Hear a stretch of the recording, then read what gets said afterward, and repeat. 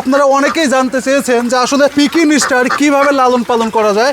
আমরা মূলত Peking star 13 লালন পালন করে একজন সফল যে খামারি তার বাসায় এসেছি এবং দেখছি তার হাঁসগুলো মাশাআল্লাহ তার খামারটা পরিপাটি এবং অনেক সুন্দর এবং সুস্থভাবে হাঁসগুলোকে লালন পালন করছে। তো আমরা সরাসরি ভাইয়ের কাছে আসলে সরাসরি চলে যাব যে পিকিং স্টার যে হাঁসটা আছে এইটা আসলে একদিন বয়স থেকে শুরু করে উনি আসলে বড় পর্যন্ত কিভাবে পরিচর্যা করে। তো প্রথমেই ভাইয়া আপনার নামটা একটু আমরা জানতে চাই। মোহাম্মদ আব্দুল কাদের। মোহাম্মদ আব্দুল কাদের ভাই, আপনার ঠিকানাটা একটু বলবেন, কোন জেলা থেকে আপনি আমাদের সাথে? আমি ধারাবাড়িশা ইউনিয়নের অন্তর্গত চলনালী গ্রাম, এটা আর কি গুরুদাসপুর থানা। গুরুদাসপুর থানা, নাটোর জেলা। তো আমরা আসলে জানতে চাচ্ছি যে এই যে আপনি হচ্ছে যে পিকিং স্টার 13 লালন পালন করতেছেন, এটার সূত্র আসলে কিভাবে আপনি পিকিং স্টার 13 লালন পালনে আসলেন?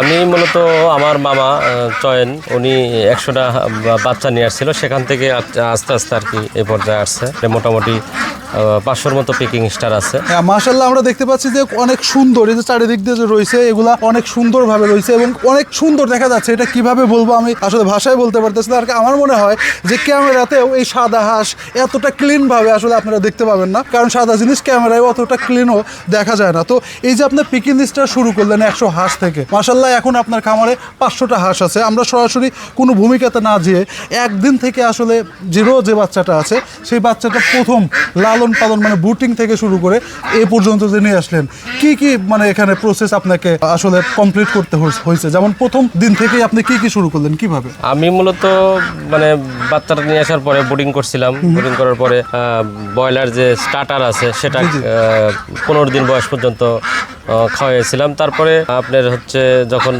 15-20 দিন বয়স হয়েছিল তারপর মোটা ফিট দিছিলাম। তো তারপরে আস্তে আস্তে আর কি ফিটের সাথে ধান মিশাই দিছি। তো আমি এখন আপাততর জন্য ধান খাওয়াই এবং নারিশ ডাক লেয়ার যেটা আছে আমরা সেটা আর কি খাওয়াচ্ছি। মাশাআল্লাহ, আপনি হচ্ছে প্রথমে বুটিং করেন, বুটিং করার পরে 15 দিন জিরো স্টার্টার বাচ্চাটা মানে এইটা খাবারটা খাওয়ান এবং তারপরে এখন যেটা খাওয়াচ্ছেন এটার নাম যেন কি বললেন? এখন আপাতত জন্য ডিম যেটা পারে সেটা ডাক লেয়ার খাওয়াচ্ছি। ডাক লেয়ার খাওয়াচ্ছেন, ধান পাশাপাশি কিছু ধান ওর সাথে মিশ দেয়। আচ্ছা, তো আপনি প্রথম থেকে যে আসলে এ পর্যন্ত হাঁস বড় করলেন, এখন খাকি ক্যাম্বেল অনেকে লালন পালন করে, তার থেকে কি কোনো ব্যতিক্রম বা ভিন্নতা আছে কি? না, ব্যতিক্রম তো অবশ্যই। বর্তমান মার্কেটে আপনার বাজারের চাহিদা খাকি ক্যাম্বেলের চাইতে মানে বেশি আর কি। এটাতে আপনার 50-60 দিনে 3.5 কেজি 3 কেজি প্লাস গড় ওজন হয় আর কি, যদি সঠিকভাবে পরিচর্যা করা যায়, যথাযথভাবে যদি তত্ত্বাবধান করা যায়, দেখভাল করা যায়, তবে তখন এটা সঠিক আর কি কাঙ্ক্ষিত সফলতা মানে সঠিকভাবে পাওয়া যায় আর কি। আচ্ছা ভাই, আমরা বিষয়টা বুঝতে পারলাম। তারপরেও আমি দর্শকদের উদ্দেশ্যে এই কথাটা আবারও বলি, আপনাদের মধ্যেই অনেকেই আসলে যারা হাঁস লালন পালন করতে আসেন আপনাদের মধ্যে, আমার দর্শক ভাই বন্ধুদের মধ্যে, তারা অনেকেই আসলে প্রশ্ন করেন যে এই যে বলা হয় যে পিকিং স্টার আসলে 45 মানে দিনে 3 কেজি প্লাস ওজন হয় কিনা বা 3 কেজি 3.5 কেজি এরকম হয় কিনা, অনেকেই এটা নিয়ে আসলে গোল পাকাইয়া ফেলেন যে না এটা কখনোই হবে না। আবার অনেকে বলেন যে হ্যাঁ হয়। আসলে প্র্যাকটিক্যালি এই ভাই হচ্ছে যে লালন পালন করতেছে যার খামার আপনাদের সামনে, এবং সামনে থেকেই হচ্ছে যে বলছি, এবং আমার প্রশ্ন করার আগেই ভাইজান হচ্ছে যে এটার অ্যান্সারটা অলরেডি দিয়ে দিয়েছে। যদি আপনি ঠিকঠাক মতো পরিচর্যা করতে পারেন তাহলে অবশ্যই 45 দিনের মধ্যে 3 কেজি বানানো সম্ভব। স্পেশাল ভাবে কোনো কিছু কি করতে হয় কিনা? না, অন্য স্পেশাল কিছু করার প্রয়োজন হয় না। তবে অনেক খামারই আমার কাছে ফোন দেয় বা অনেকেই বলে, তো অনেকেই বিভিন্ন জায়গায় বাচ্চা কিনে প্রতারিত হয়। যেমন মানে পিকিং স্টারের বাচ্চার মধ্যে খাকি ক্যাম্বেলের যে সাদা হাঁসগুলো আছে ওগুলা মিশ্রিত করে দেয়। মিশ্রিত করে দেওয়ার পরে একটা খামারি যখন কারো কাছ থেকে পিকিং স্টার নামীয় যে দেশি হাঁসগুলা মানে কিনতেছে, কেনার পরে যা দেখা যাচ্ছে যে পরিচর্যা করতেছে বা কষ্ট করতেছে, তারপরে দেখা যাচ্ছে সঠিক কাঙ্ক্ষিত রেজাল্ট আসলে পাচ্ছে না।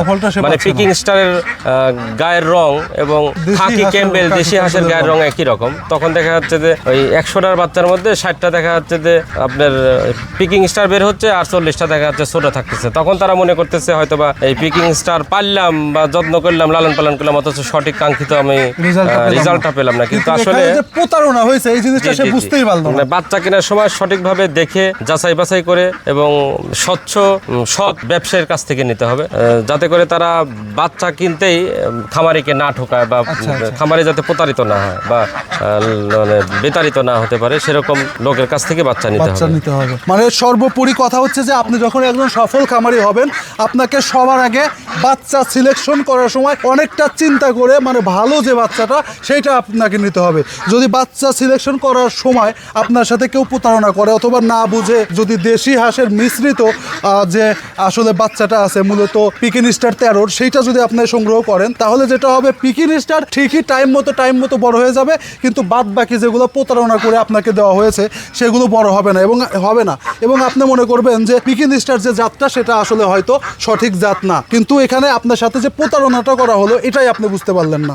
তো আপনাদেরকে বলতে চাই, যারা আসলে পিকিন স্টারের একটা খুব সুন্দর পরিপাটি খামার তৈরি করতে চান তাদেরকে বলবো আপনারা এ গ্রেটের যে পিকিন স্টারের বাচ্চা আছে সেইটা সংগ্রহ করবেন, তাহলে ইনশাল্লাহ খামারে আপনি সফল হতে পারবেন। আর একটা বিষয় আমরা একটু বলতে চাই, সেটা হচ্ছে যে পিকিন স্টার তো সাধারণত বাংলাদেশের প্রেক্ষাপটে যারাই লালন পালন করে এরা হচ্ছে মাংসের জন্য লালন পালন করে।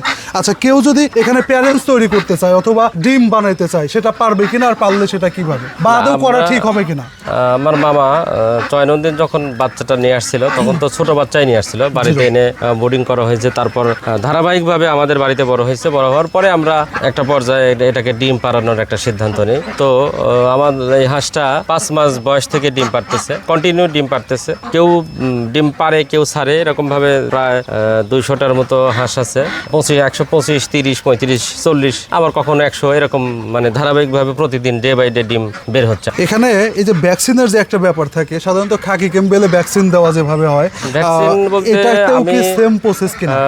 15 দিন বয়সে আপনার হচ্ছে ডাক প্লে করছিলাম, তারপরে 25 থেকে 30 দিনের মধ্যে কলেরা করছিলাম। তারপরে ধারাবাহিকভাবে যে কন্টিনিউ ডাক্তারদের সাথে বা অভিজ্ঞ খামারিদের সাথে পরামর্শ করে যে চিকিৎসাটা দেওয়া দরকার কন্টিনিউ দেই। আর 3 মাস পর কন্টিনিউ আমি ডাক প্লেটা চালাই আর কি। আর এর মধ্যে স্বাভাবিকভাবে 15 দিন পর আপনার হচ্ছে হালকা ঠান্ডার ডোজ দেই 15 দিন পরে।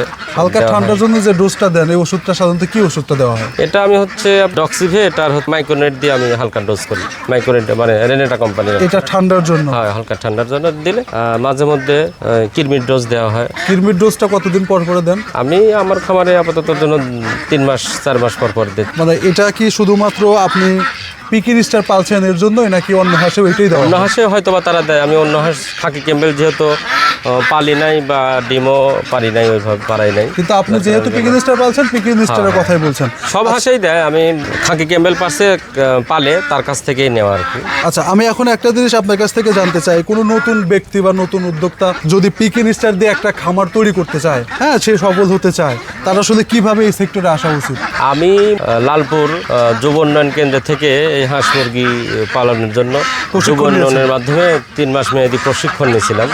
তো মানে যারাই এই লাইনে আসবে বা যারাই এই খামারি হতে চাবে বা যারাই খামার করবে, তাদের উচিত মানে এই একটা সফল দক্ষ খামারি হওয়ার জন্য আপনার বর্তমান বৈজ্ঞানিক উপায়ে যে নিয়ম কানুনগুলো আছে বা চিকিৎসা শাস্ত্র বা যে ধারণাগুলো আছে, এগুলো আর কি মোটামুটি একটা ধারণা নেওয়ার পরে বা ধারণা নিয়ে তাদেরকে এই খামার ব্যবস্থাপনায় আসা উচিত আর কি। তাহলে তারা সফল হবে। তাহলে তারা সফল হবে। আচ্ছা ভাইয়া, আপনার এখানে পিকিন স্টার 13 মাশাআল্লাহ অনেক সুন্দর দেখা যাচ্ছে, সেগুলো আছে। পাশাপাশি কিছু কালো কালারের হাঁস আমরা দেখতে পাচ্ছি, এগুলো আসলে কি জাতের হাঁস? কালো কালারের হাঁস বলতে একটা আপনার নতুন প্রজাতি বাউল হাঁস ছিল। বাউল হাঁসের লড়া ছিল, মানে যেটাকে আমরা পুরুষ হাঁস বলি।